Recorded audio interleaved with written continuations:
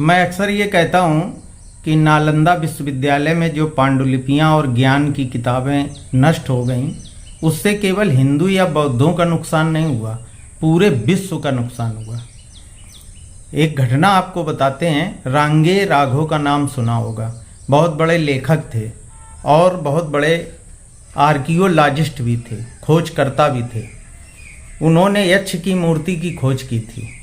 और आपको बता दें कि बौद्ध धर्म में तंत्र का एक बहुत बड़ा विज्ञान था, उसकी भी पढ़ाई नालंदा में होती थी। और यक्षों के रहस्यों से बहुत कुछ निकालकर तंत्र विज्ञान की शोध में, किताबों में, शोध पत्रों में लिखा गया था, विलुप्त हो गया। राजस्थान में एक जिला भरतपुर, वहाँ एक गांव है वैर, वहाँ एक राजा के किले में एक टोंटा भैरों की मूर्ति आज भी है, जिसकी गांव के लोग पूजा करते हैं। और आश्चर्यजनक ये है कि उस मूर्ति को छूने से बच्चों के बुखार आदि ठीक हो जाते हैं। रांगे राघव का जन्म आगरा में 1923 में हुआ था। मात्र 39 साल की उम्र में वो मृत्यु को प्राप्त हुए थे। कैसे? उन्होंने 135 किताबें लिखी और बहुत खोजकर्ता थे। कब तक पुकारूं नाम की उनकी किताब तो कालजयी है, जिस पर टीवी धारावाहिक बना है। तो जब वो वैर में उस समय रहकर साहित्य सृजन कर रहे थे, तो उन्होंने इस मूर्ति को ये समझा कि ये गलत है। और चूंकि उनका खोजी मस्तिष्क का था, तो उन्होंने उस मूर्ति में केरोसिन का तेल चुपड़कर कपड़ा लिपटा दिया और आग लगा दी, उस मूर्ति को जला दिया। तो उसके अंग वस्त्र और जो उसमें सिंदूर का चोला चढ़ा था सब उतर गया। और ये आया कि ये मूर्ति बौद्ध कालीन है और यक्ष की मूर्ति है। हालांकि वो और भी खुदाई करना चाहते थे, लेकिन भारत सरकार और पुरातत्व आड़े आ गया। गांव के लोगों का विरोध झेलना पड़ा। लेकिन जो आश्चर्यजनक बात है वो सुनिए आप। इन चीज़ों का विज्ञान के पास क्या उत्तर है जो मैं बताने जा रहा हूँ। ठीक उसी के बाद रांगे राघव बीमार हो गए और एक ऐसी बीमारी हो गई जिसका जयपुर में खूब इलाज हुआ, कोई डॉक्टर पता नहीं कर पाया। बॉम्बे गए, कैंसर अस्पताल में इलाज चला, वहाँ कहा गया कैंसर है, लेकिन वो बॉम्बे अस्पताल में मृत्यु को प्राप्त हो गए। और इसके पहले दक्षिण भारत में उनकी ससुराल थी रांगे राघव की।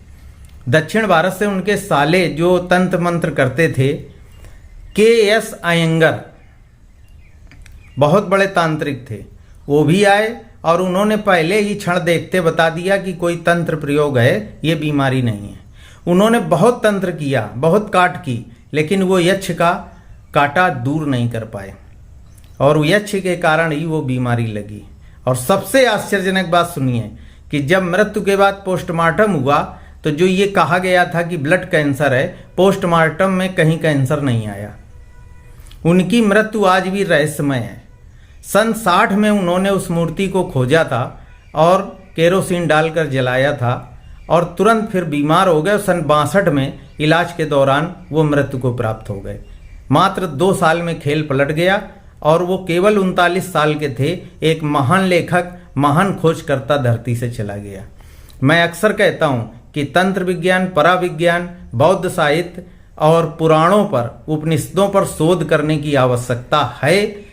आप माने या ना माने, आप तर्क से, विज्ञान से या अपने बुद्धि विवेक वामपंथी विचारधारा से कुछ भी विरोध करते रहें, लेकिन भारत एक रहस्यमयी देश है और प्रकृति की तमाम रहस्यमयी शक्तियों के बारे में यहाँ के प्राचीन साधक, बौद्ध, भिक्षु, ऋषि मुनि खोज कर चुके हैं।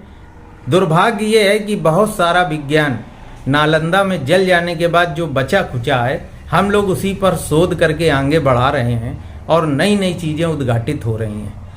कभी अगर कुछ ऐसे लोगों का शक्ति, धन, साथ, सामर्थ्य मिला तो एक पराविज्ञान शोध अनुसंधान केंद्र जरूर खोला जाएगा, जिसमें हजारों लाखों भारत के जिज्ञासु लोग पढ़ेंगे, समझेंगे इस विज्ञान को और निश्चित ही आचार रखने पड़ेंगे, व्यवस्था करनी पड़ेगी। तो ये बड़ा करोड़ों रुपए का अनुसंधान केंद्र का कॉन्सेप्ट है। कब पूरा होगा या मेरे बाद कोई दूसरा करेगा, मैं विचार दिए दे रहा हूँ ये भविष्य के गर्त में है। जय श्री राधे।